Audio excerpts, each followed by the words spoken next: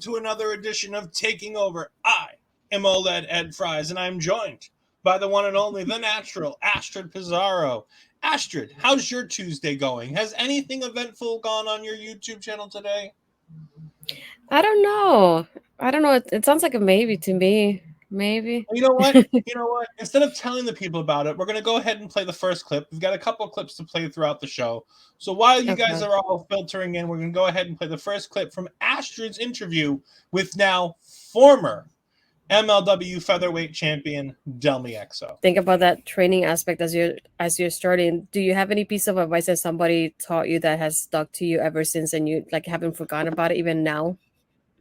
I met Paige / Soraya when I was first starting to train in the mall, and I approached her, obviously one 17-year-old would do, seeing their idol. And I approached her and I was just like, hey, I'm a fan, I'm training to be a wrestler, and is there anything? I don't think I asked her for advice, but I asked her for a photo. So I took the photo, and then she was like, oh, just keep training, stay hungry, stay humble.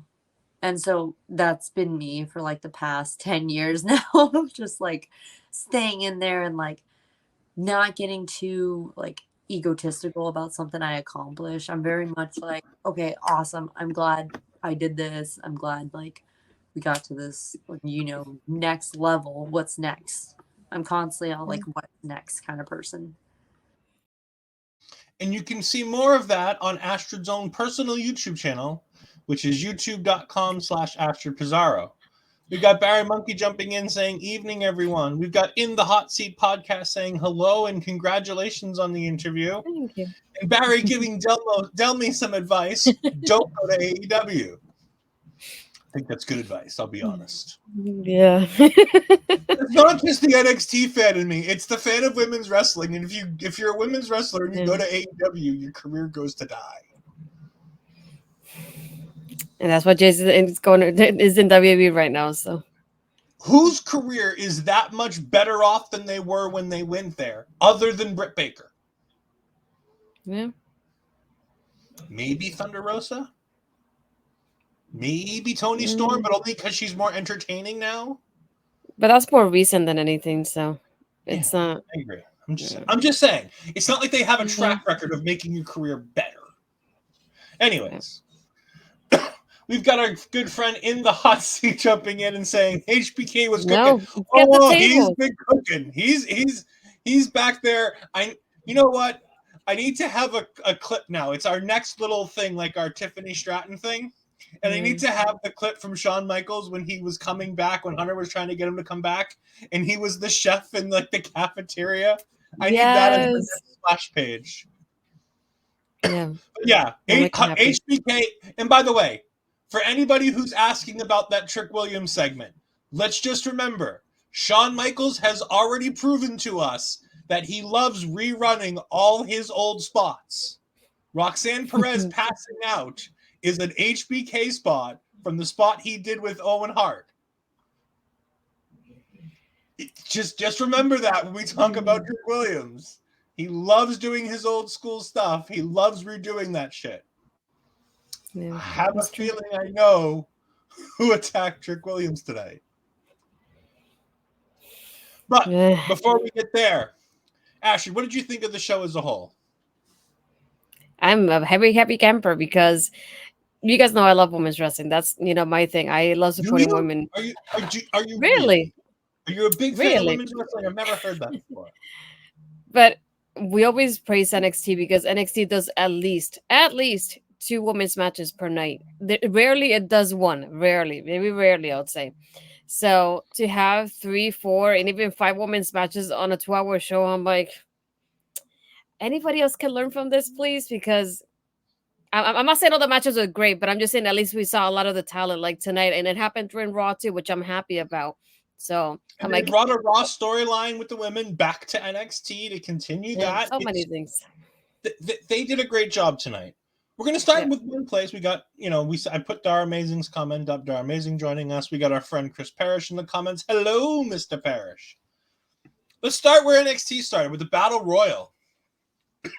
This thing got off to a jump real quick. First things first, they took 2 teams, split them apart, and then squashed them together to get the Brawling Brutes into this match. Because Drew Gulak was supposed to be teaming with Charlie Dempsey, and Damon Kemp was supposed to be teaming with Miles Bourne. Neither Miles nor Charlie in the Chocolate Factory were in this match, but Kemp and Gulak really weren't in it either, because as soon as the bell rang, they got bum rushed and got knocked out of the ring. I can't believe that happened that quickly. Oh, I was so glad. Bye-bye, Damon. Bye, Damon. Hank, and then NXT making me even happier, the next team eliminated was Hank Tank. It's so great. The only 2 teams I didn't care about in this match are already gone. It's already an 8-thing tag, and I'm in heaven. We've got the D'Angelos up in the Eagles' Nest having their catering dinner up there with their tag team titles. That was fun. Ridge then single-handedly eliminated both Idris Enofe and Malik Blade. Darmay said, dang, what did Gulak and Kemp do to you, Sean? Well, I'm kidding. Who knows, but I can't wait to hear the story. Brutus then goes ahead. Now, I loved a lot of the things that this match did. There's a lot of old school stuff that this match did. One of my favorite things was Wolfgang checked with the referees, then slid under the ropes to save Mark Coffey from being eliminated. That was so great. Now, granted, it didn't do anything because 5 seconds later, Brutus came cannonballing into Mark Coffey and they both fall down and get eliminated. But I love the ingenuity. Something different. We don't see that in every battle royal. We don't see a lot of tag team battle royals, but I like the idea of doing that. Amazing says Hank and Tank weren't making bet. You know what? As soon as you get in the match, you get the same pay rate if you're in there for 20 seconds as you're in there for 10 minutes. Just ask Chris Parrish. Once you enter the ring, your check is the same. After Brutus eliminates Gallus, Ridge was trying to eliminate one of the members of OTM. Then the other member of OTM came to try to eliminate Ridge. And then Pete tried to come in and eliminate the other guy. And then Scripps jumped on top of all of them, and all 4 of them fell over. And I'm like, okay, cool. That's 4 people out that I don't care about winning. Did a really good job of just eliminating people quickly, but in interesting and different ways. And then, in the most genius thing I've seen since 1997 in a Royal Rumble or a Battle Royal, we had Angel Garza watch his buddy Humberto get thrown over the top rope while none of the referees are watching. And then goes ahead and tells him to come back in and pulls a Stone Cold Steve Austin and threw him over the top rope. And the Brutus rolls so far that he almost rolls over the official. And they're like, oh, well, the Creeds are out now. Just fantastic booking of this Battle Royal portion of this match. Just, it didn't take long. It was all of, 5 or 7 minutes to get through the whole Battle Royal portion of it. But then the match went for another good 10 minutes, where you have the one-on-one tag team match between Chase U and, as I've called them now, the Garzas. Because they're not giving them a name, so I'm going to give them a name.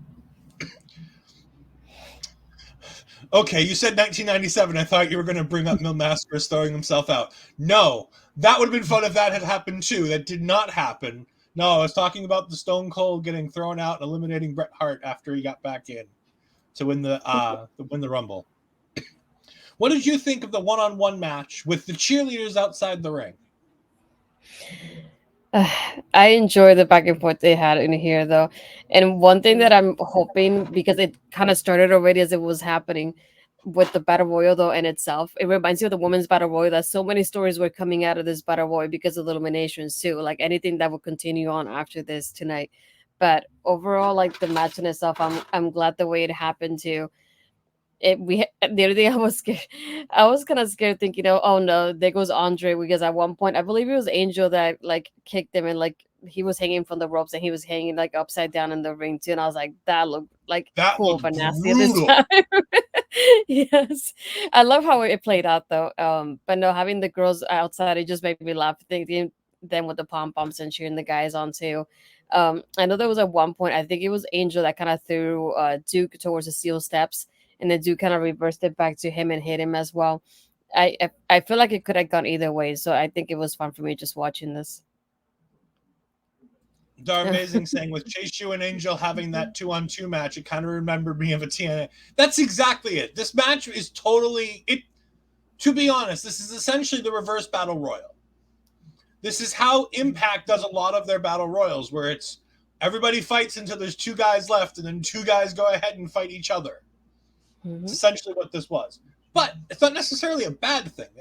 It's one of the good things that Impact has done. Not the reverse Battle Royal. No, that was garbage. But the style of Battle Royal is always great. Gauntlet for the gold. Yeah, it's something like that. They do this version in a multitude of different ways. They've done this in about 6 different match types. Yeah. Yeah, of course.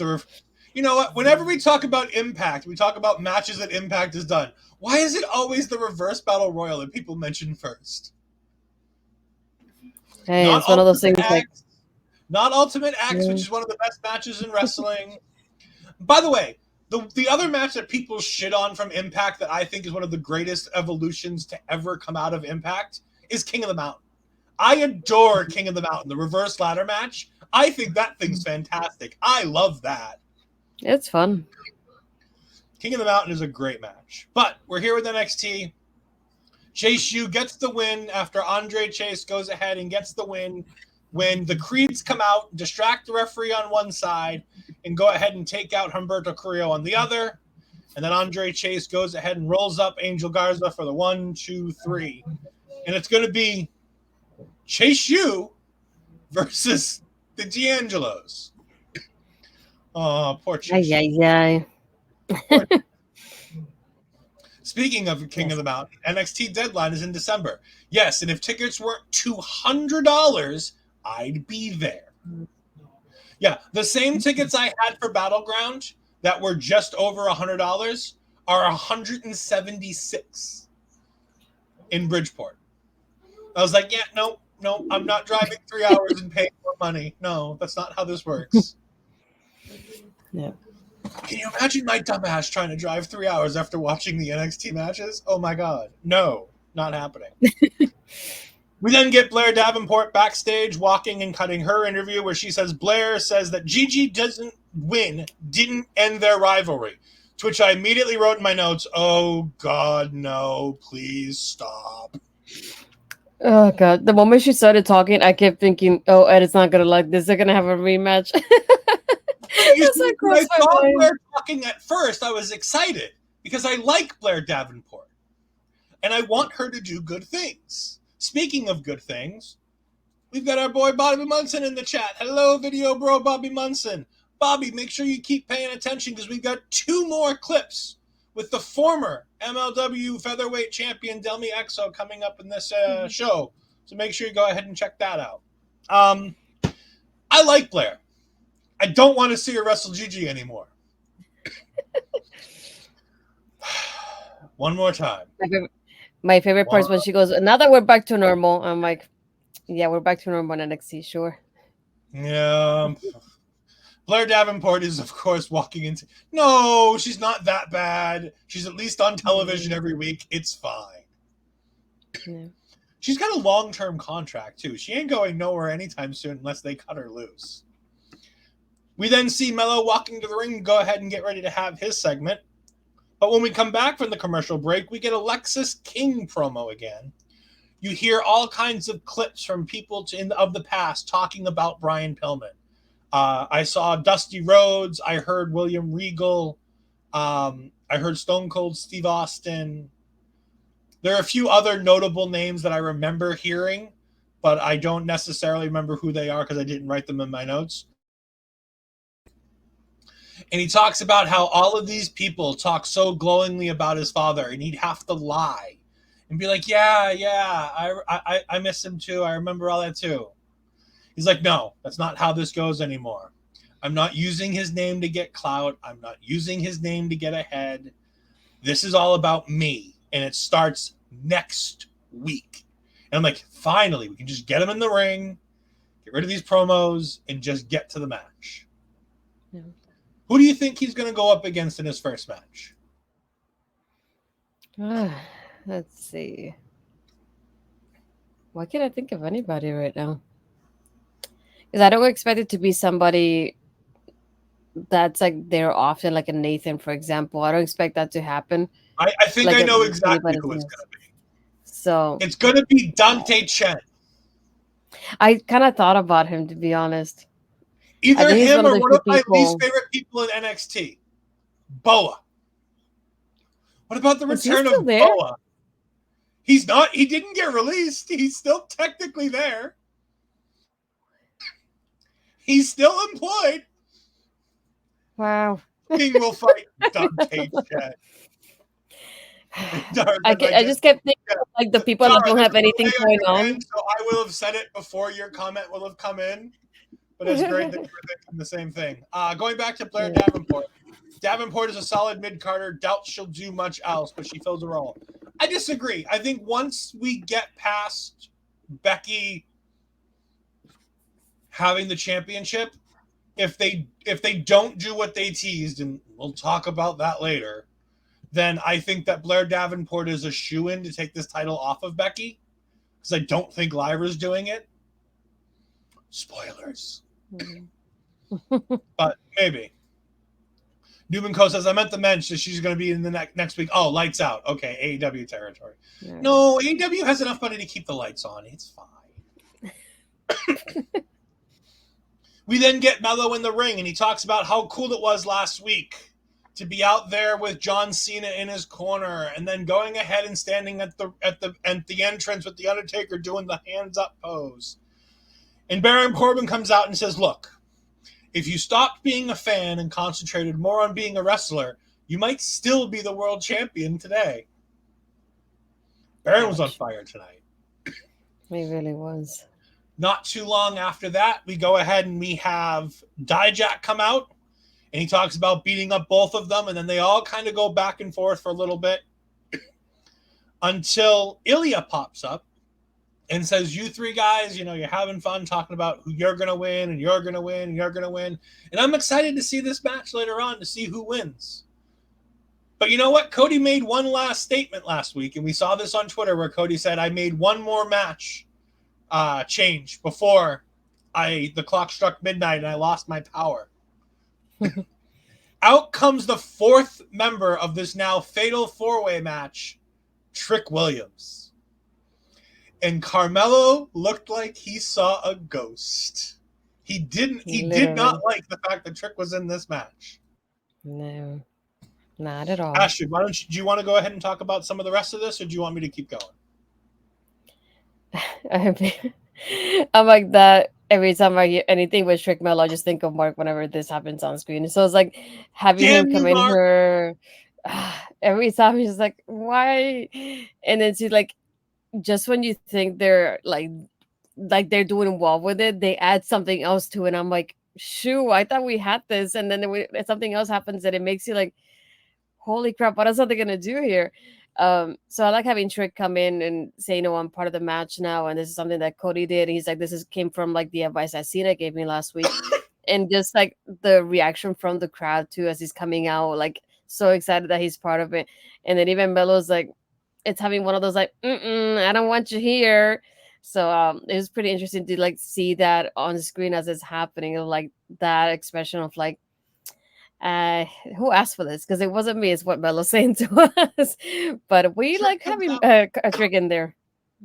Trick comes out and says this is now a fatal four-way match. And Dijak says, look what you just did to your boy. You stabbed him in the back. And Trick's like, who the hell are you talking about? And he kind of blows off Dijak. And he says, well, come on, let's talk about something else. And Corbin goes, let's talk about those ugly-ass pants of yours. Oh, my God, yes. To which Trick goes, you can't call anybody ugly, Baron. And I'm like, oh, that's not fair. Baron's not that bad. Let's be honest. Baron looks better than Trick's pants did. How many pockets did Trick Williams need in those pants? Those pants had like 17 pockets. Like, what is he putting in all those pockets? And maybe one of those things in his pockets are what took him out tonight. Maybe it wasn't even Carmelo Hayes. It was definitely Carmelo Hayes. But it might not be Carmelo Hayes. But it's 1,000% Carmelo Hayes. Yeah. Maybe he had a little help from whatever Trick had in his pants. Who knows? Wait, we can't hear you. Ed, hear me. Sorry about that. Trick says, Melo, this doesn't change a thing. We're still boys. And Baron goes, yeah, well, your boy is shook. Look at him right now. He can't even speak. And he says, and then Dijak says, while you were out here getting along with The Undertaker and spending time with Cody and spending time with Cena, he went behind your back to get into this match. Dar Amazing has a great idea of what was in his pockets. Pockets for the money, watches, and Rogue Energy. And you know what? If you want to get Rogue Energy, you can go ahead and scan this QR code right below Astrid, or go to wwenxt.com, or better yet, just go to your phone's app store, whether it be the Google Play Store or the iOS store. Go in there and go ahead and download the Rogue app. You can now get the app for the Rogue Energy, so you can go ahead and pop in your promo code OLEPODS to get 10% off, and you can order it anywhere right at the ease of your phone. And remember, Ruby Splash is their brand new flavor, so go ahead and give that a try. But remember, use the app, scan the QR code, or just go to wwenxt.com, but make sure whichever method you use our promo code OLEPODS to save yourself 10%. Melo says he knows what it takes to be champion, and he's willing to put anyone down. And the moment he fishes the word anyone, he looks directly at Trick. Dijak says, well, what about him? And all of a sudden, those two start staring at each other, and then the baby faces get attacked because, of course, the heels are going to attack them. But the baby faces get the better of it, and Melo loads up a super kick behind Trick's back But by the time Trick starts walking backwards, Melo's thought better of it and just bumps into him and walks out of the ring. Money segment. Money segment. It was. Although at the end of the night, though, it feels like a waste. At the end of the night, all of this is great storyline development for Trick versus Melo, but it feels like a waste considering Trick's not even in the match come the end of the night.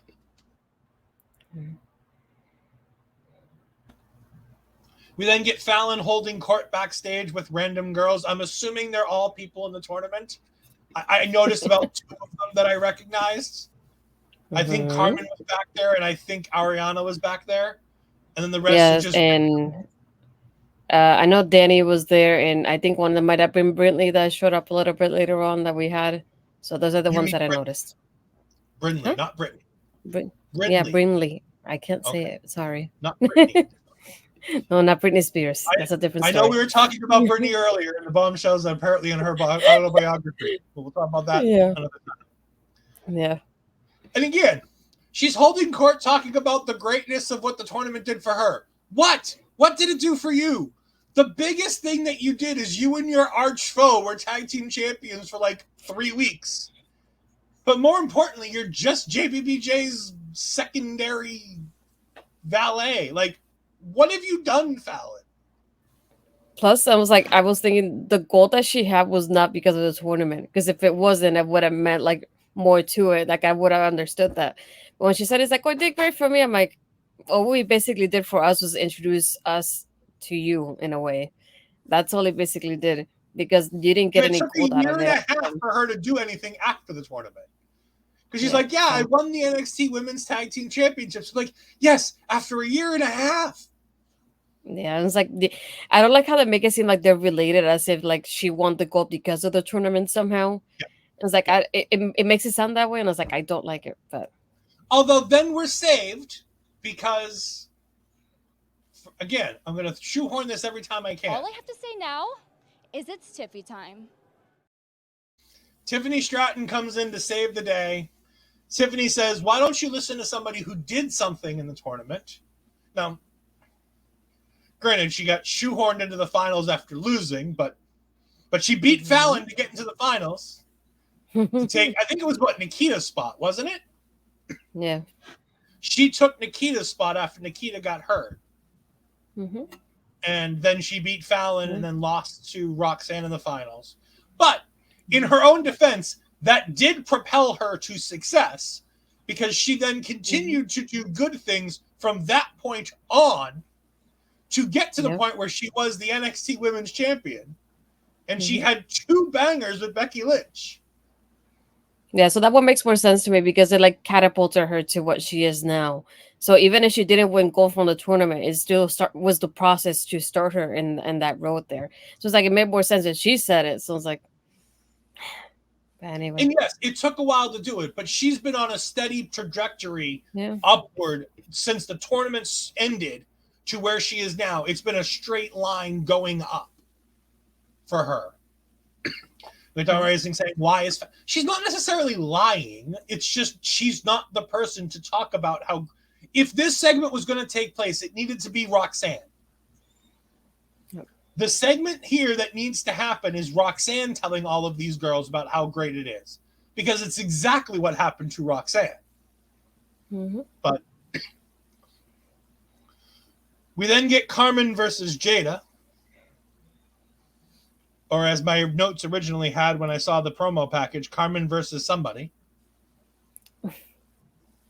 Astrid, talk to us about Karmen versus Jaida. Match 0.5 of the women tonight. Yeah. What I liked about this one was I feel like it was more of a showcase for Jaida, though, even though it was her losing. I feel like we saw more from her than we saw from Karmen.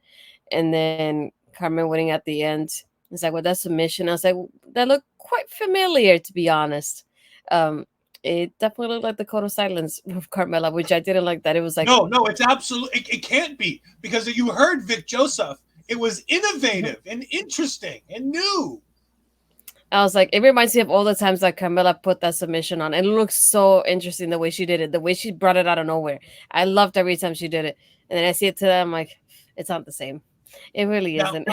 just so we're clear, I'm not ragging on Vic. I'll give Vic the benefit of the doubt. Vic should not have been there tonight. There's no reason why Vic needed to be there tonight. For those that don't know, Vic Joseph's father passed away last week, and he was buried yesterday.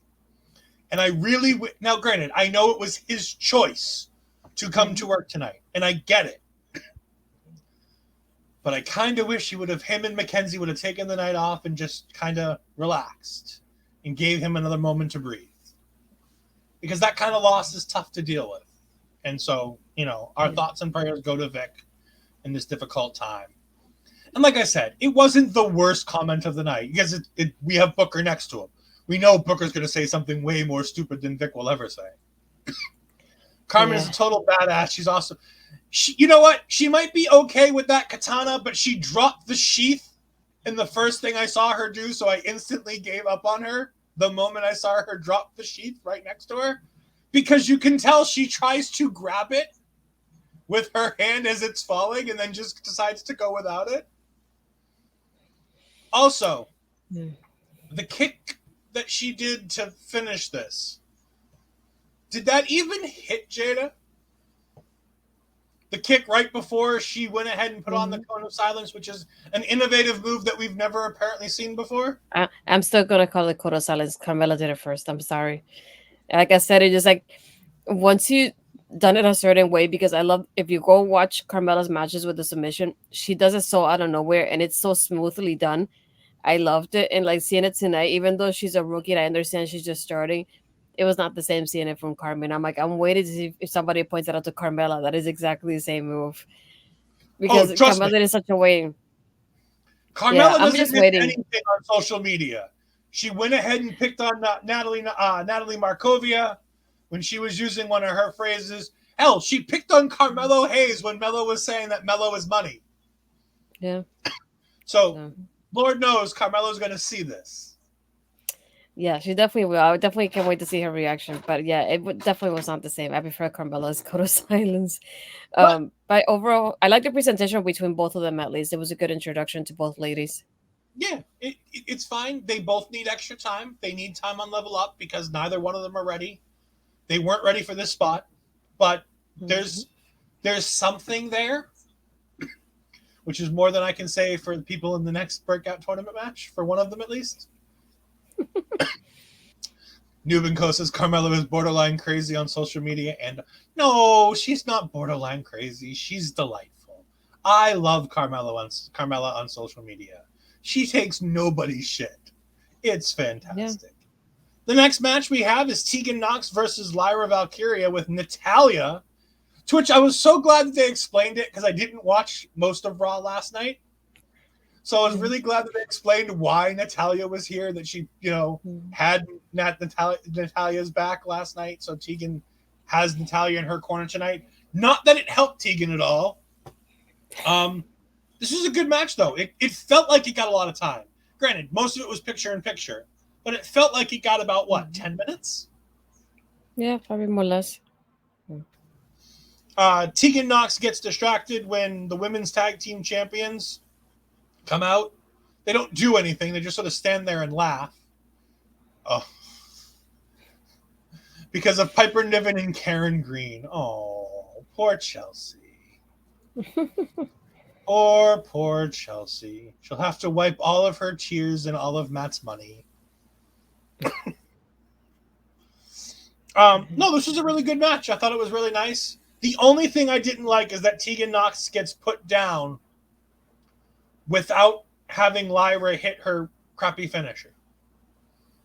Like Lyra didn't even have to do the itty-bitty tadpole splash that she normally does to win a match. She just kicked her in the back of the head and pinned her, and I was like, that's a bit of a disappointment.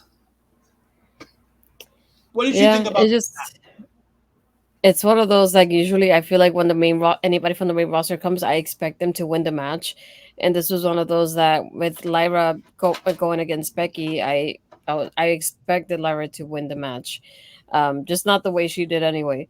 But I feel like it was a good back and forth between them two. It was like, plus I'm like, I love Tegan. I was there in that moment when she got injured during the Mae Young Classic. So, being there in that moment, it's one of those, like, it's, you can't forget them, the way it happened in the silence that we had as it was happening. So when I think back of like her recovery, and I'm like, I'm glad she's here, and I'm glad they're doing something with her finally, because I've been wanting her to get spotlighted somehow. So I'm glad it's happening little by little now, even like a little bit on Raw, and even tonight too. So I was really happy just to see that match happening. But I automatically knew like Lyra was gonna win it anyway. But I'm still glad that even the in between was really enjoyable between both of them. But like you said, it's like the part with Natty just made me laugh, because when she's backstage, I thought they were just doing one of those like, oh, she's getting ready for the match. And then when Natty comes in, I was like, oh, okay. And then I'm glad that they actually explained it, because, like you said, a lot of people might not watch Raw, might watch NXT, and there's a good connection to have. And then I like when she's about to like talk a little bit more, her music comes on, she's like, and I'm like, oh, I have to go. And I'm like, I feel kind of awkward in a way, because usually you see them getting ready, but not the match happening like right there and then.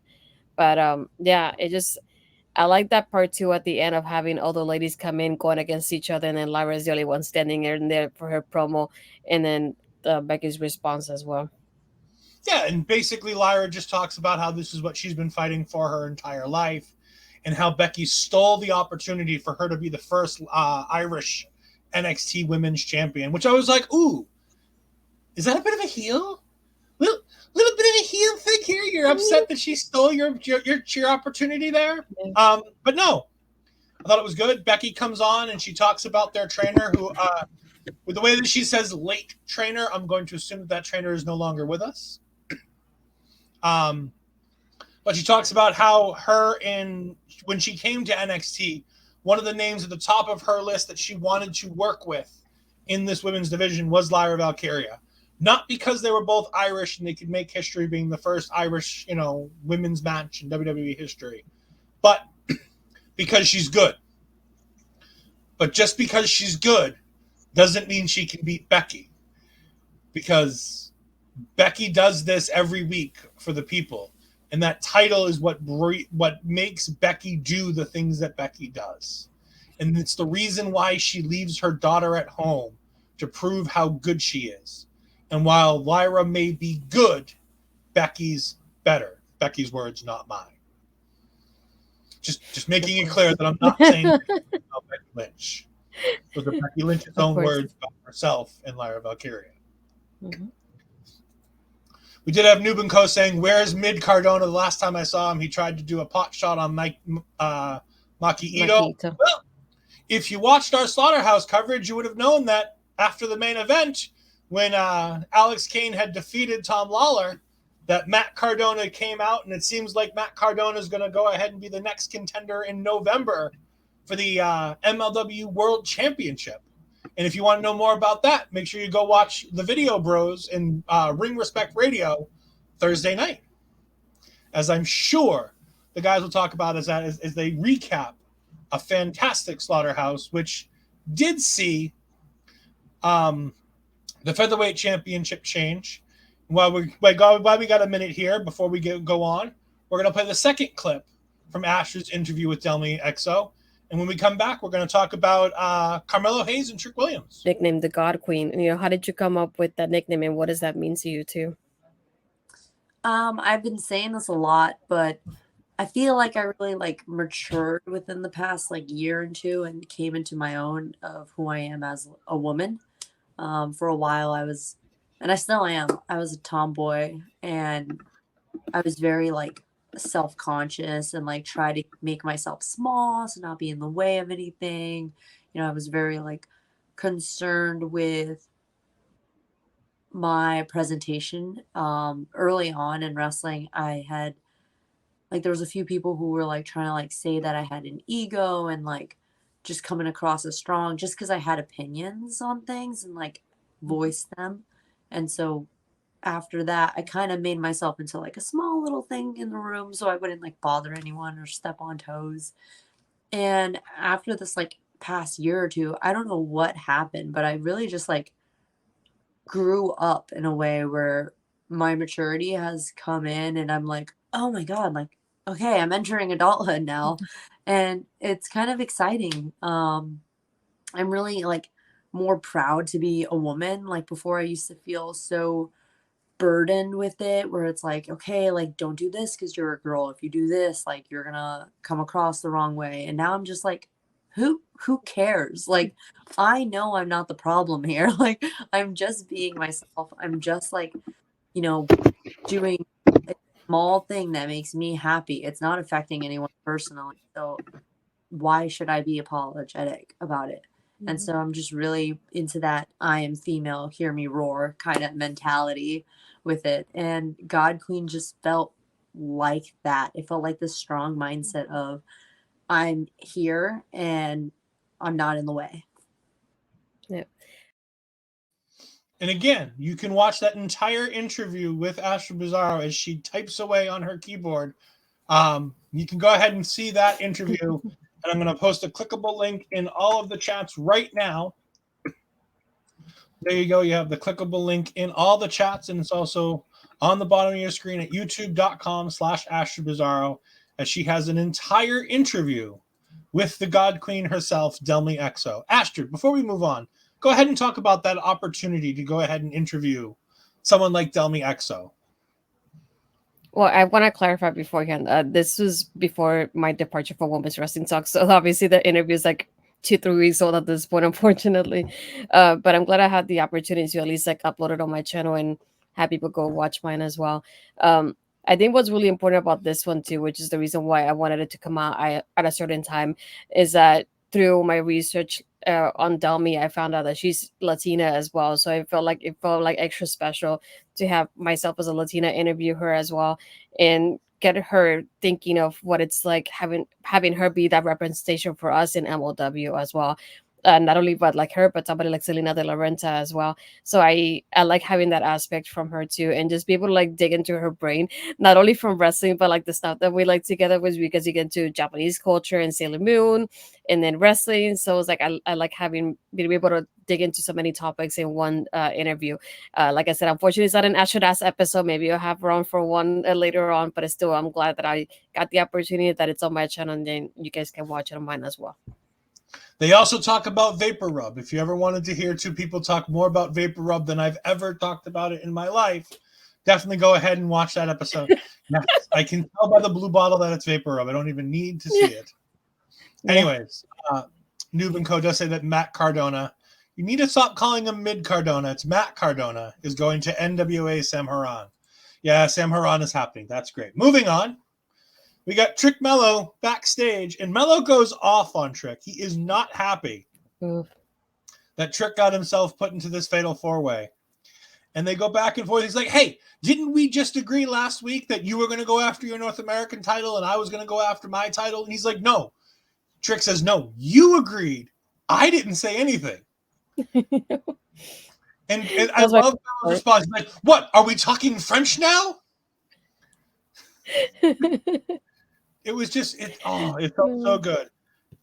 Trick says, I beat Dom. I got the taste of gold, and I want more. He talks about having talked to John Cena, and we find out the advice that Cena gave him as they walked off, where he says, timing is important. And Trick thought that that was his time. So he went and talked to Cody Rhodes, and he got into this match. He goes, I was nervous about telling you. And Mel's like, well, you should have told me because we could have worked up a game plan. We could have done something.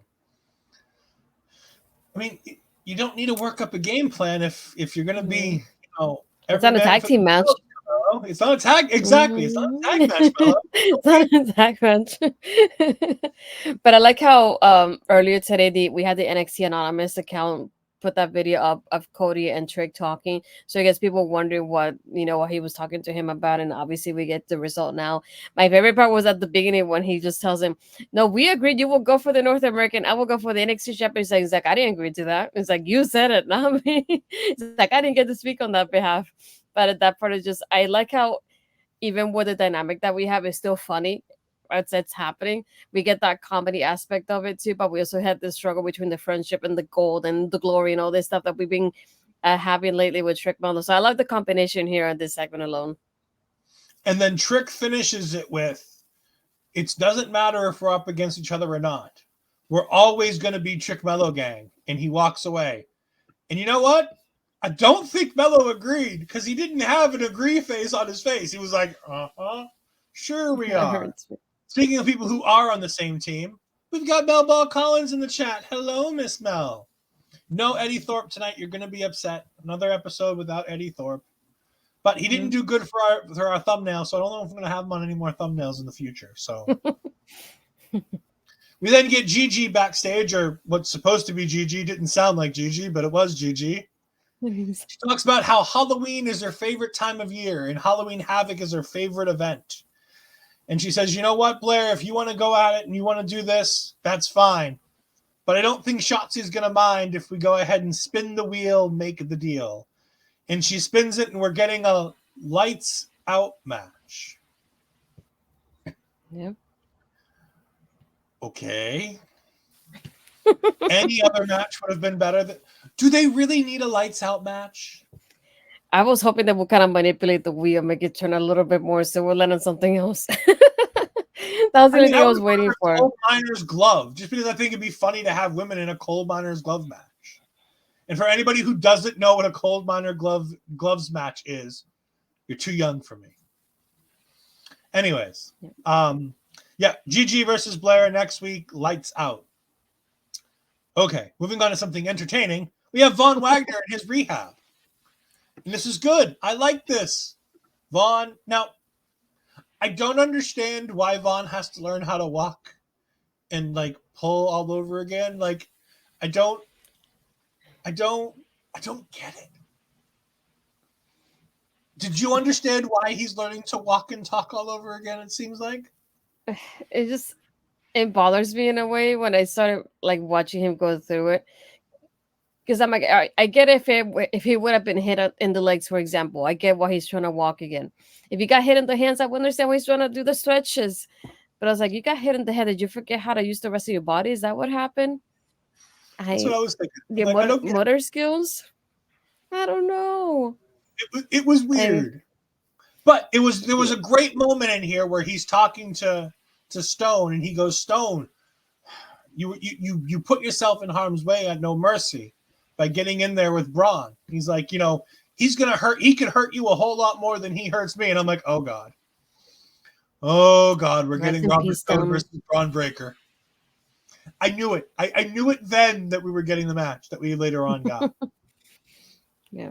But before we do that, we got Barry Monkey saying Von Wagner doing acting. It was, you know what though? I agree with Barry. I liked Von in this. Von was great. I don't like the fact that they're having him do like basic PT for like his arms and his legs again. Like, I don't like that part of it. But the Von stuff was really good. The Von stuff made sense. I liked vulnerable Von, connecting with Robert Stone. That was really nice. So now he's VV for you? VV is better than Gigi, so that's all I gotta say. Anyways, speaking of people who have different names, Kiana James from accounting took on, to which me and Astrid both said to each other, who the hell is she fighting this week? And I knew it was not going to be Roxanne, but I didn't know who the...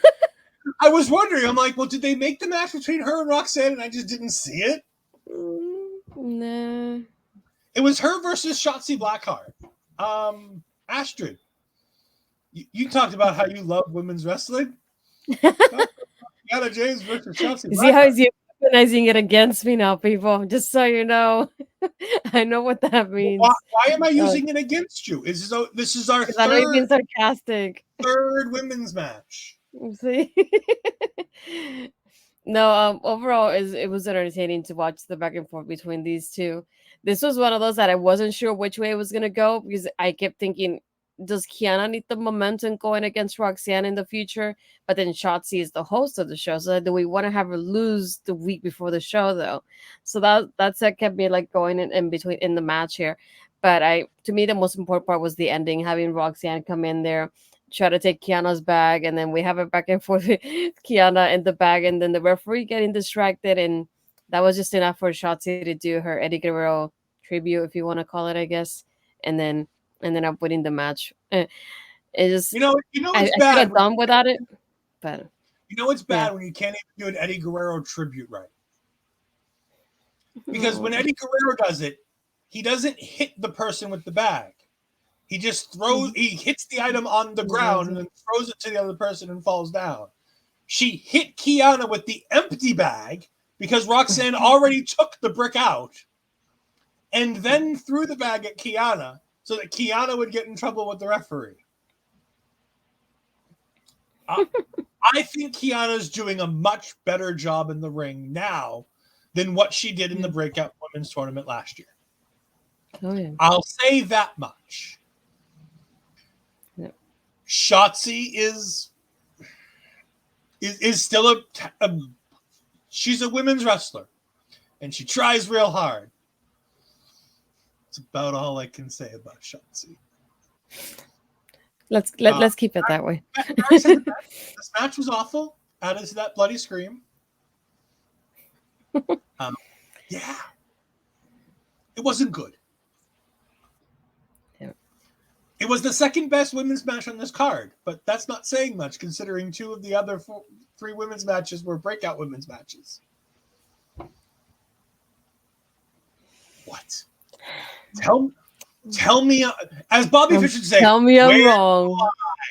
Where's the lie? lie? Tell me I'm wrong. Tell me I'm wrong. But you can't. It wasn't good. Did you find this to be an enjoyable match? It was okay. It was all right. It was in between. Not even. I'm trying. Speaking of women's segments, we'll count this as a women's segment as well. We have Mackenzie Mitchell interviewing Oro Mensah and Lash Legend with Noam Dar on the phone, acting like Jakara Jackson is dying. Oro at one point asks, is she going to make it?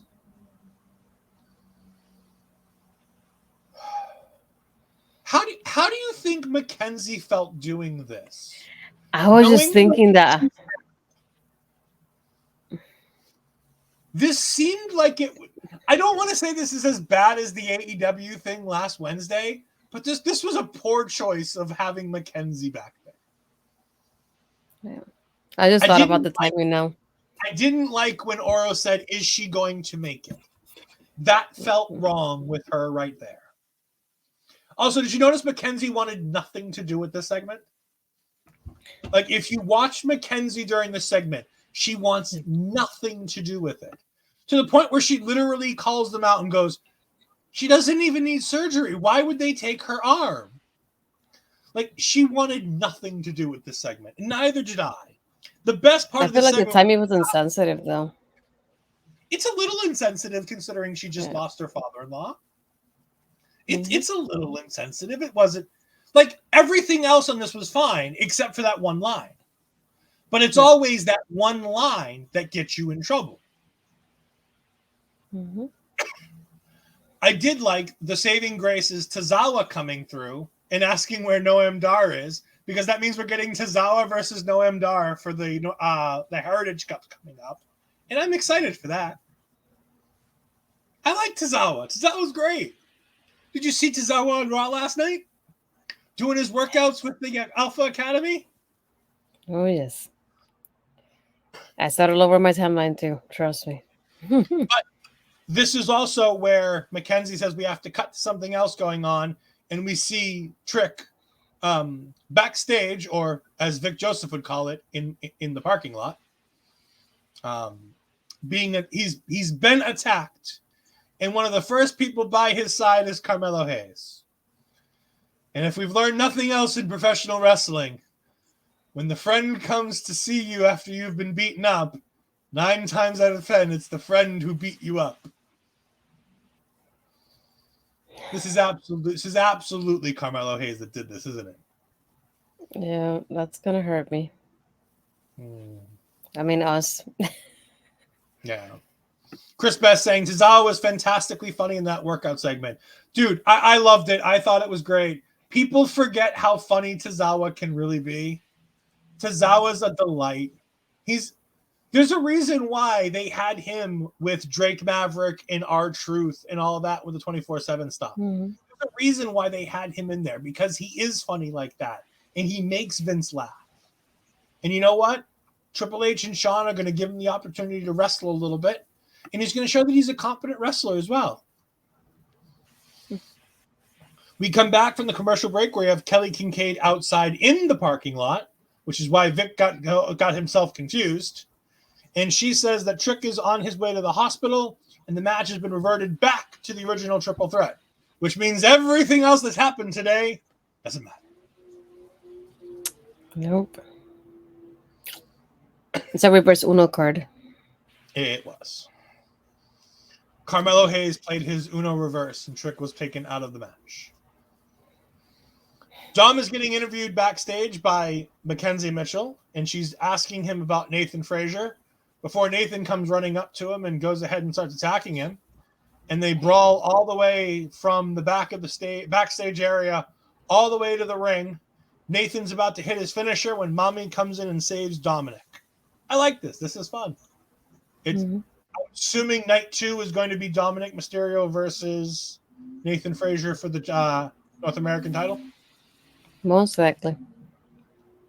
I'm down for that. That could be fun. Nothing wrong with that.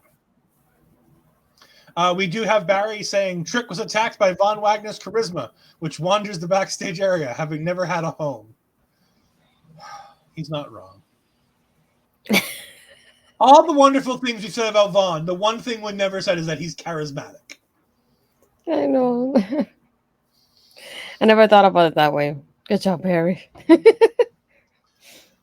We have Shotzi and Roxanne talking about how different... By the way, do you remember when Roxanne tagged with Shotzi to take on Damage Control? Okay, good, because I didn't. I had no clue this happened. I'm like, it was what? In what universe did that happen? Yeah, it was with her and Cora were doing the pick your poison thing, and then Cora went to Raw, and then Roxanne went to SmackDown. She had an interaction with Bayley backstage, and it ended up being the tag team happening later. Oh, I vaguely remember something about that, but I've tried to forget as much about Cora Jade versus Roxanne Perez as I can. I figured as much.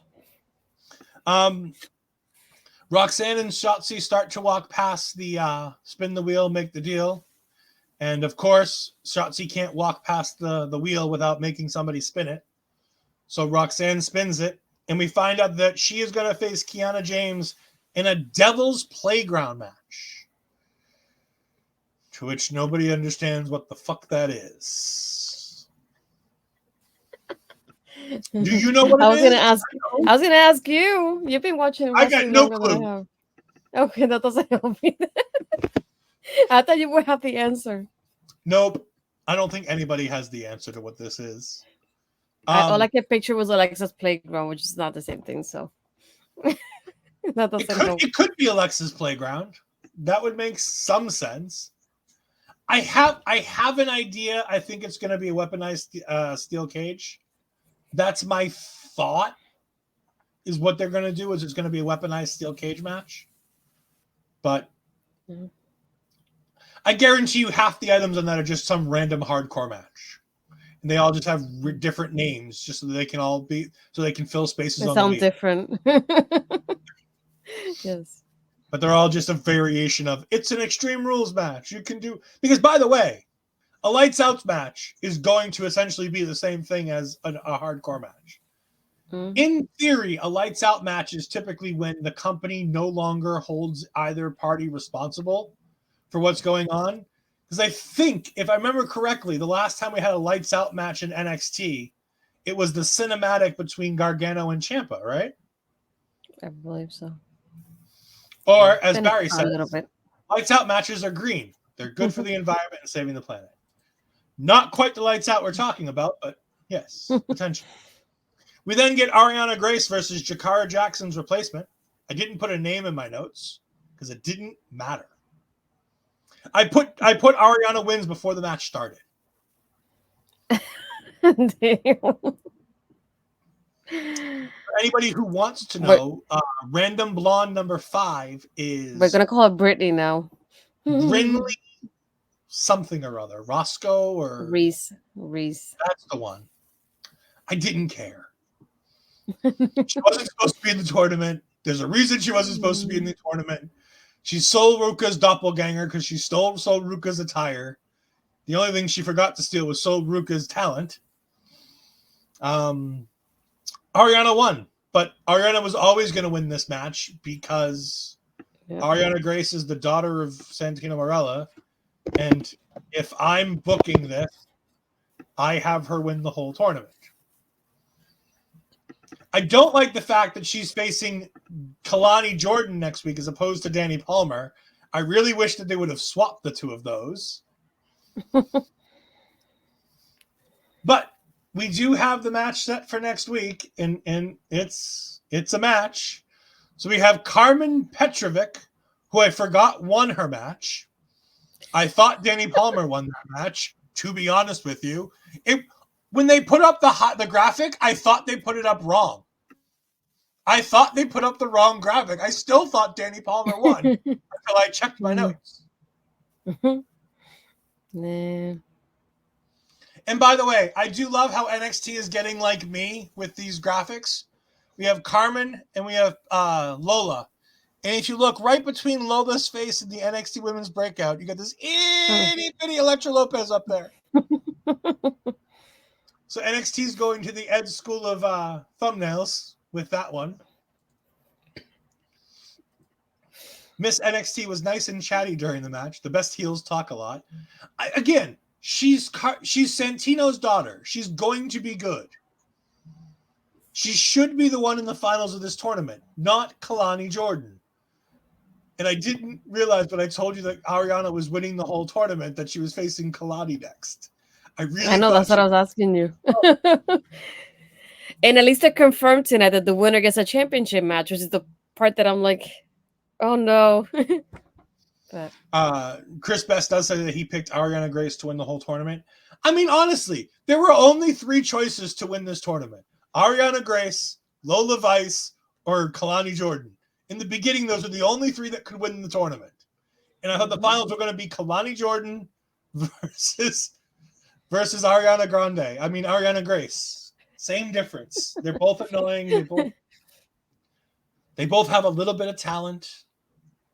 No, Arianna Grace is great. I love her. It was a joke on the Britney thing that we talked about as her opponent. Did you have any thoughts on the match? Because I kind of skipped over that and went to what we're doing next week with it. My favorite part was not on the match in itself, but I like the part of like she comes in and she starts like, oh, because Jakara got injured, I should get a buy-in for the next round, and then we get the. I like how the crowd at least reacted to her. Like I don't want to say they were happy, but you know what I mean. It's like at least they cheered on for her a bit there. But I like how she got a reaction, and then it was like, no, we got a replacement. I was like, I know they announced it on social media, but I would have waited to like announce it during the show, so that way get a kind of reaction from people in a way to like wonder who it is, even if we don't know who it is, because I knew automatically because of what happened online that there was a replacement. I just didn't know who it was. I don't think I ever saw the report on that one, but no, they mentioned it in the same report. I guess they said Jakara's out. They said that. Oh yeah, they did. I remember now. But it's just like I would have waited to review that during the show, during that promo, to get like a bigger reaction when she gets interrupted. But either way, it's like I like more of like that part because I like her mic skills already. Her promo of like going in here, like plus I'm like I like her little, her princess wave and everything. So you know what though, I feel like this is a missed opportunity from NXT, and I'm going to do some fantasy booking, and it's not just because I'm kind of into her. But this would have been a perfect spot to redrop Nikita Lyons into this. Because Nikita Lyons was injured originally in the Women's Breakout Tournament. So she never technically got eliminated from her Breakout Tournament. So she should technically be able to get into it. I mean, they got an opportunity next week in one of those matches. Yeah, they're not going to injure any of them. I mean, unless they injure Katrina. They're not, but somebody can attack somebody backstage and she can be like, what's her name? Karmen. Carmen, yes. Petrovic. Yeah, that one. The women's tournament has been fun. I'm glad we have. I'm glad we have it happening. I don't know if I'd say it's fun. It's nice to see new ladies on TV. I just wish they were ready. Astrid, we're going to sit here and take a minute because we've got some time because there's only one or two things left in the show. So we're going to take some time and go ahead and talk about this.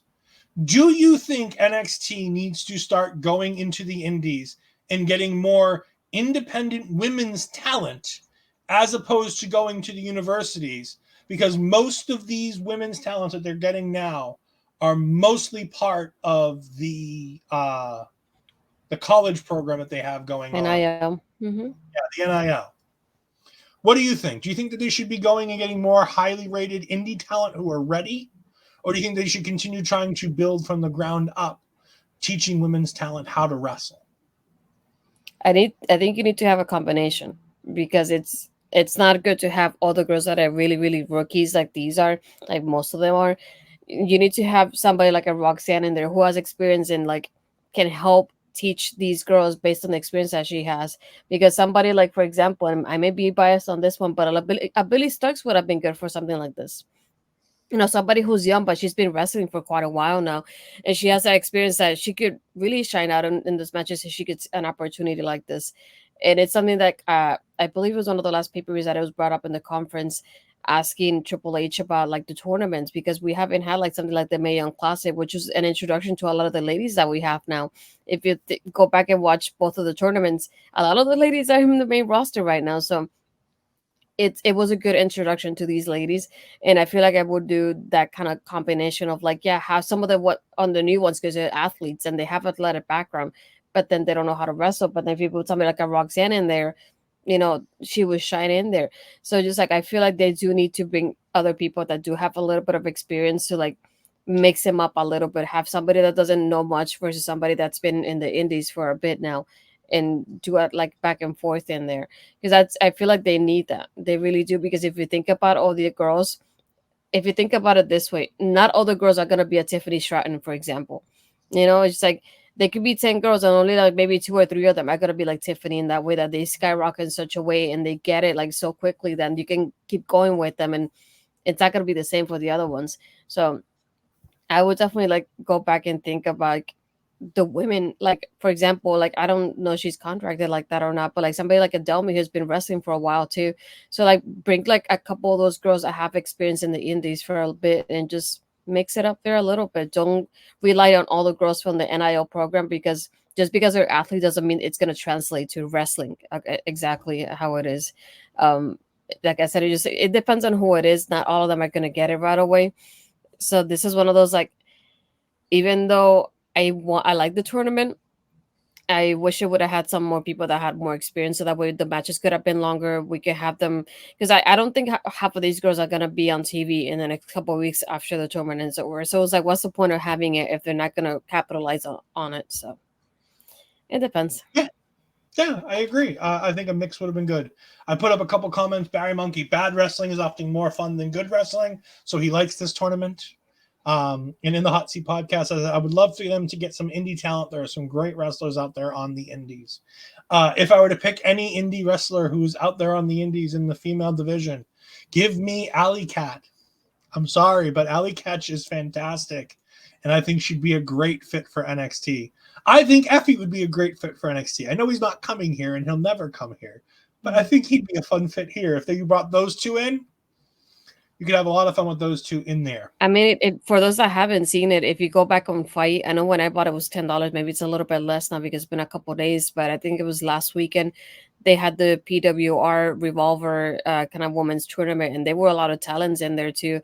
Even though, like, obviously some of the matches were short because we have women wrestling 2, 3, 4 matches in one night, but it still showcased a lot of talent. I know some of them are like from Impact, for example, and then like AEW / Ring of Honor, but we also have people like Trish Adora, who like that. I think like that would have been a great pickup, but I think she's probably contracted to like Ring of Honor right now.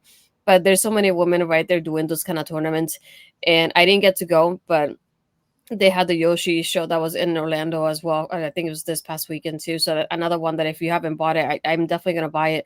Definitely a lot of great people in there. The only thing about Hollywood Haley that I'm like, it's just the character is not my cup of tea. It's not. I would like somebody like a Tiffany who's been wrestling against her, has been a great one.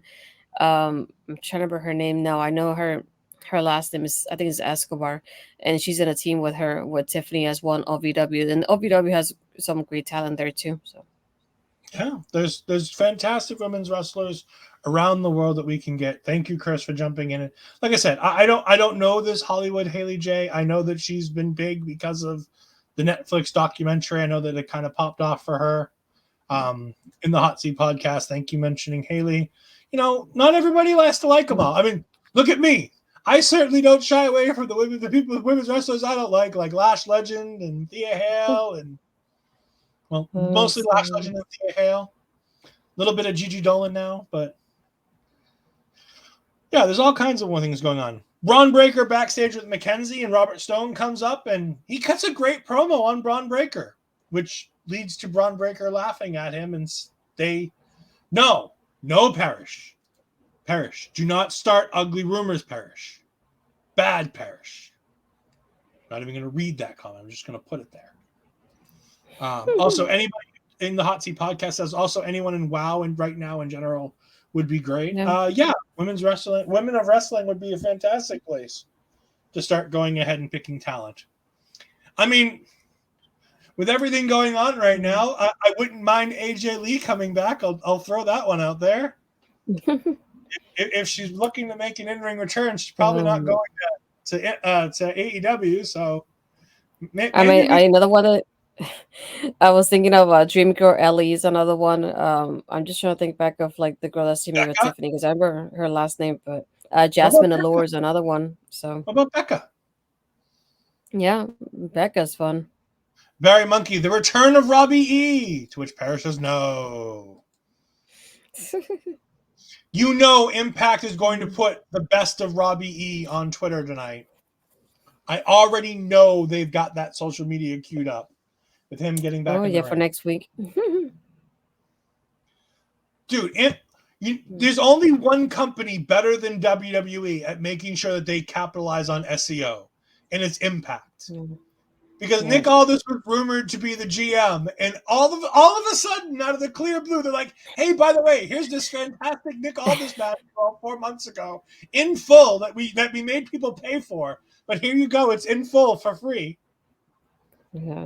In the Hot Seat podcast, continuing to talk about other women's wrestlers, Pretty Empowered comes to mind. Yeah. So yeah, we got Braun Breaker versus Robert Stone for Halloween Havoc Night 2, which is great. I'm so excited. And I just can't hide it.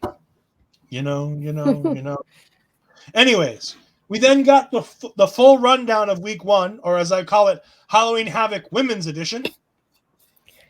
Yes. I'll go ahead and get the 2 men's matches that they announced out of the way. We have Alexis King debut. And we have the NXT Tag Team Championships between Chase U and the D'Angelo family going on. So, yeah, there's that one. And we don't have a graphic for it, but Lexis King is in the other men's match. And then, running out the women's card, we have Spin the Wheel, Make the Deal, Devil's Playground between Kiana James and Roxanne Perez. We have the NXT Women's Championship on the line as Lyra Valkyria takes on Becky Lynch. In another Spin the Wheel, Make the Deal match, we have Gigi Dolan versus Blair Davenport.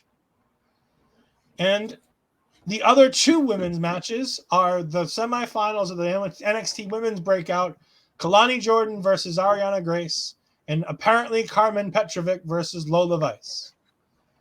Again, I could have sworn it was Danny Palmer, but not that I want to watch Danny Palmer wrestle again. I thought it was her because it would have made more sense. Barry Monkey says a fantastic Nick Aldis match. I must have missed. Hey, lay off the National Treasure. Lay off the National Treasure. He is a delight. I'm a big so when everybody's sitting here talking about how much they loved AJ Styles and Samoa Joe and Chris Daniels and Jeff Jarrett and Impact Wrestling, I was always a fan of Magnus.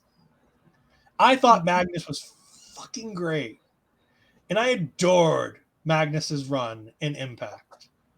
The first run, obviously. The main event Mafia. Like, he was a perfect fit for the main event Mafia. And we don't have to preach. I'm not getting on a soapbox. This isn't an Ed rant again. But I haven't had one in a while. we haven't had anything worth ranting about.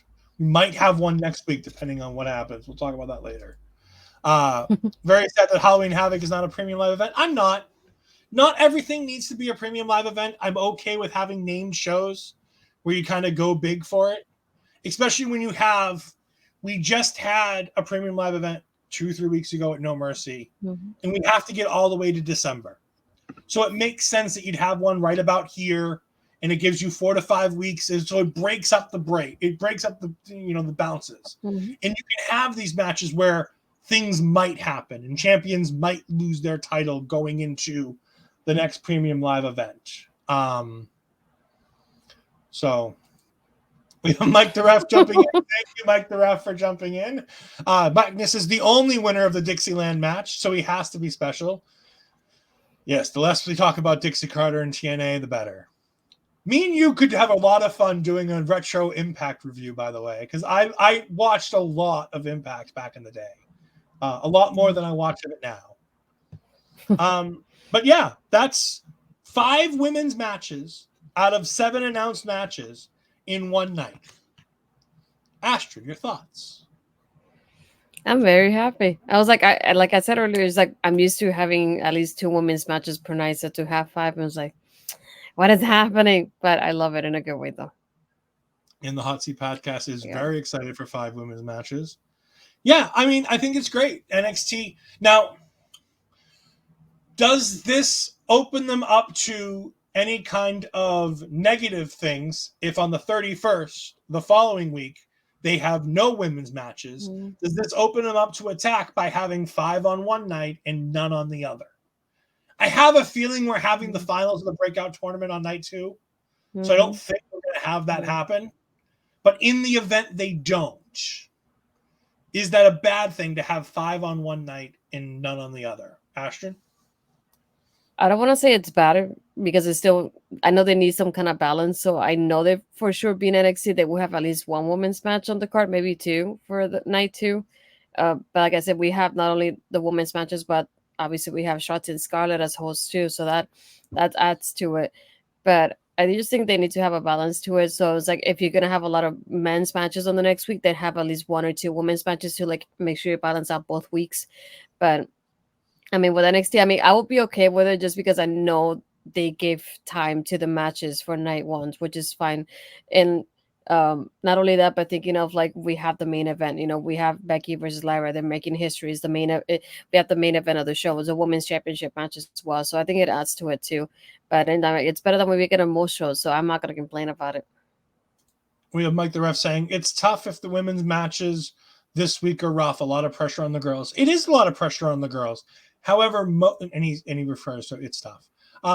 Most of these girls are ready for this, with the exception of the women in the Breakout tournament. These girls are ready to take that pressure on their plate. Blair Davenport is a world-traveled independent wrestler. She's been everywhere. She knows how to do this. Gigi Dolan, for all the jokes I make about Gigi Dolan, she's world-traveled. She's done this for years. She's going to be able to go out there and have a serviceable match and have a good match. Whether the stipulation will allow them to have a great match or not is a different story. But the two of them can go out there and have a good match. Just because they haven't doesn't mean they can't. Roxanne Perez and Kiana are going to be able to go out there and have a good match. And the stipulation is probably going to enhance that match because who knows what the hell it is, but it can't make the match any worse. And then, like I said, we have the 2 Breakout women's tournament matches, which they're Breakout women's tournament matches. So if they're not that great, NXT can go back to this is the developmental territory for a reason, and we're developing young talent, and sometimes the matches aren't the greatest. And like you said, I keep thinking they could do the finals for night 2, but I also thought it was like they've been teasing Fallon and Tiffany for like 2 weeks now, so maybe they could do it for night 2 as well. That could be another one. NXT fans are quite forgiving of averageness, says Barry Monkey. That's true. But again, I think it's not so much that we're forgiving of averageness as we understand that our programming is meant to be developmental. were meant for people to get better. This isn't where people are supposed to be having match of the year candidates. So when they do have them, it's a great thing, but it's not. They don't need to have them because they're developmental talents. They're talent that are getting better to be ready to go to the main roster when they need them. In the hot seat podcast, I mean, the main event was on a streak with a ton of women's matches for a while and then went back to normal, but also the horror. Yeah, we're having Shotzi and Scarlett. It'll be something. There'll be lots of red, there'll be lots of black, there'll be lots of pleather, there'll be lots of skin because it's Scarlett, and Lord knows there'll be skin. Yeah. We then had the main event. Carmelo Hayes got a jobber entrance. Baron Corbin got 3/4 of a jobber entrance. Dijak got his full entrance. I thought that meant something when I saw that happen. Don't think it mattered. I love this match. I thought it was great. These guys went out there and killed it. If I had to give it a star, I saw Victor gave it 4 stars. I'm sorry, Victor. It wasn't quite that good. I'd say it's about 3.5. I love the idea of them using Carmelo as like a throwing piece, where the two bigger guys were just kind of throwing Carmelo around. They kind of ganged up on Carmelo. It was fun. They did exactly what they needed to do. Big guy, little guy stuff. Dijak is fantastic. The fact that they can't get him over on the main roster boggles my mind. How many times they've botched this guy on the main roster. Like, the matches that Dijak has had with Keith Lee alone should tell you how good he is. And you can't get either Keith Lee or Dijak over on the main roster somehow, some way is mind-boggling when it comes to WWE. However, this was fun.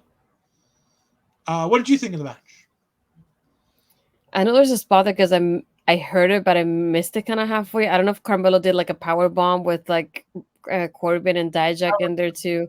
Yeah, I figured it was that kind of spot, and like the reaction from the crowd is definitely what got me. It was incredible. But yeah, I feel like it was a good back and forth in here with even with all 3 guys. I feel like there was no like slow moment within the match, which is what I liked about it. And I just kept thinking, man, I would have loved Trick in this match so badly. I know why they did it, but it still bothered me that he wasn't part of it. But either way, I thought it was odd at the same time that Carmelo got that jobber entrance and then Corbin getting a half one. And it's like Dijak of all 3 of them getting the full entrance. And just like, what? But either way, yeah, it was a fun match. And it's just nice to see Carmelo winning. But it adds to that story between him, Dragunov, and even Trick at the ends. Because I wonder if you're gonna get Trick's reaction next week and just reveal what happened, or are they gonna wait like a week or like maybe 2 weeks to do it? Still, it's gonna get me like I'm anticipating that answer. Yeah, it's gonna be interesting to see what happens going forward with the NXT Championship. Obviously, it is what it is, and Carmelo won, and I'm happy Carmelo won, but at the same time, it's okay. Carmelo won. What are we going to do about it? Because Ilya's not losing. I would have liked if it was Dijak to at least get the opportunity. If it was Baron to at least get the opportunity and have a potential that Ilya would just be a transitional champion and then go up to the main roster and take on and defeat and, take the title from Gunther. But that's not the case. So we'll get Ilya versus Dragunov, Ilya versus Carmelo 3, and it'll be probably the worst of the 3 because it's on television and with commercials, and I mean, it'll be fine. I would have loved this for Trick. I think it would have been. Do you think we get Trick versus? Do you think we get Trick interfering against Carmelo in the main event of night 2? I mean, I wouldn't mind it in this instance, at least in the moment, having him kind of say, it's like, you cost me, my title match in here, then I'm costing yours as well. I mean, it's one of those few times I wouldn't mind it happening. Yeah. And that's NXT this. Oh, well, no, that wasn't NXT this week. We had one more itty bitty mini segment where Lyra Valkyria was watching the main event and she took the picture of her and Becky. And she talked to the picture. And then all of a sudden, as she gets ready to walk away, Jade Cargill pops up on the TV screen behind her and just taps her watch. For those that didn't see Raw last night, she had a backstage segment with Becky Lynch where Becky Lynch told her to wait her time. And I think she's telling Becky Lynch that time's up. So I'm sad because that means I think I have to see Jade Cargill in NXT next week. So, Astrid, do you want to save the last clip or do you want to go ahead and play that before we go ahead and play the weekly calendar? You can play it if you want. Up to you. All right. Here's the last clip that we have from Delmi Exo's interview with Astrid for Women's Wrestling Talk that is now on her own personal YouTube channel. We'll play that right now. What is your goal with the MLW's featherweight division and your championship reign as a whole? I really like what we're doing with different brand crossovers and stuff like that. We recently had MLW like with WXW. We are doing New Japan versus MLW. So dwelling more into that and like really, bringing everyone up another level and sharing the wealth in indie wrestling and in wrestling in general. And thinking of that crossover too, is there anybody from a particular company that you would like to face in any kind of crossover like that? Saraya from AEW, Mercedes Monet. I know she's not tied to any company right now, but she was in like New Japan Strong. Trinity right now is in Impact and she's killing boarding, and the Virtuoso Barrazo would be insane to like cross over with from Impact. Just to name a few. I won't take up too much. No, I feel you, and those are interesting names that I definitely would love to see your face sometime soon. So that's definitely I would like to see there as well. And thinking that as well of the MLW locker room, how is that different in the environment now compared to other locker rooms you've been in the past too? I really like the MLW locker room in terms of like a TV production locker room.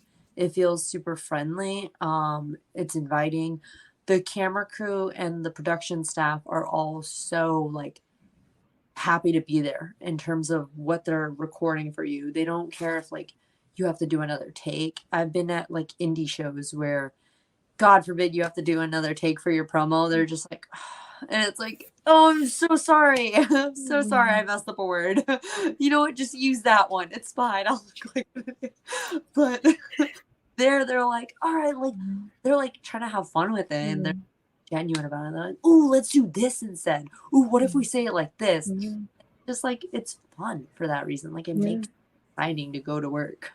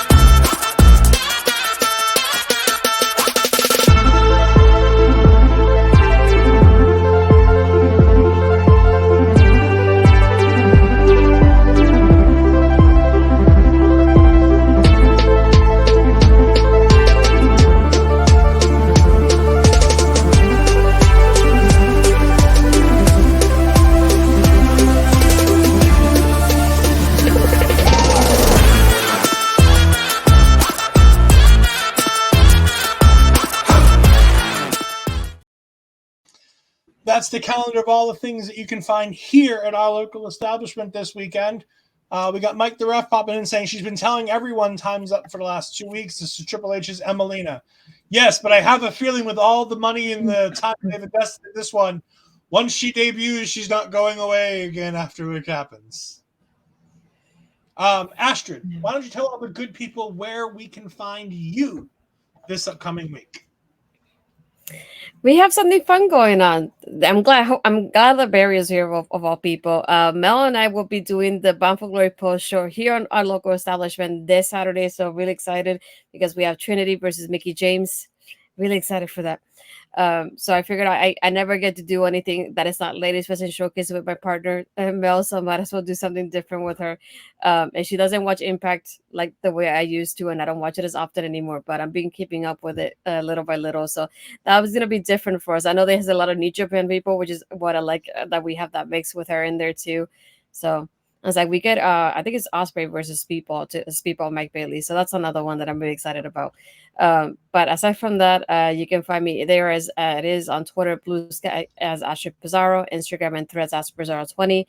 And you can go back and watch my Tell Me interview on my YouTube channel that it debuted earlier today. Yeah. And don't forget that you can also, do you have an episode of Ladies Wrestling Showcase this Friday? Yeah, we're hoping so. You can find me on the X at edfries12584. You can find me on the Twitch at edfries2002, where I simulcast all of my wonderful content here on our local establishment and also occasionally do a gaming stream. You can find me every Tuesday night with the lovely Astrid Pizarro as we talk all things NXT. Next week, it is going to be Halloween Havoc Night 1, Ladies Night in NXT next week for Halloween Havoc Night 1. We've also got with me tomorrow night, me and Parrish are finishing out Wrestle Draft Season 2. We got delayed a couple weeks, so we decided to give an extra special episode. It'll be the final 3 weeks of the build, and then we will be doing our WrestleMania Season 2 cards. So make sure you go ahead and check that out. It is not going to be one to miss if you've been following along with Wrestle Draft. And you can also find me this Saturday, I think this Saturday morning, but again, I'll let you guys know on social media when I know more. Loki Episode 3 review with my friend Andre C. as we go ahead and do Marvel talk, as we do the last couple episodes of Loki as we head into the Marvels coming out in early November. Ashley's going to be very excited for that one. So make sure you stay tuned for that. And of course, you can find our local establishment at all of these wonderful places on the social medias, Instagram at Oli Podcasts, right here on Twitch at Our Local Establishment, on TikTok at Our Local Establishment, and on YouTube. Make sure you go ahead and subscribe. We just hit 300 subscribers, and we're trying to move as fast as we can to 1,000 because we want that plaque. We want that 1,000 subscriber plaque. So go ahead and follow us subscribe to us on the YouTube at Twitch at youtube.com/Our Local Establishment. So many words. We're also going to go ahead and raid our friend Miss Thickums tonight. So you guys go ahead and get ready. We will see you guys next time on NXT Taking Over. See you next time. Goodbye. Everyone is watching me when I'm coming.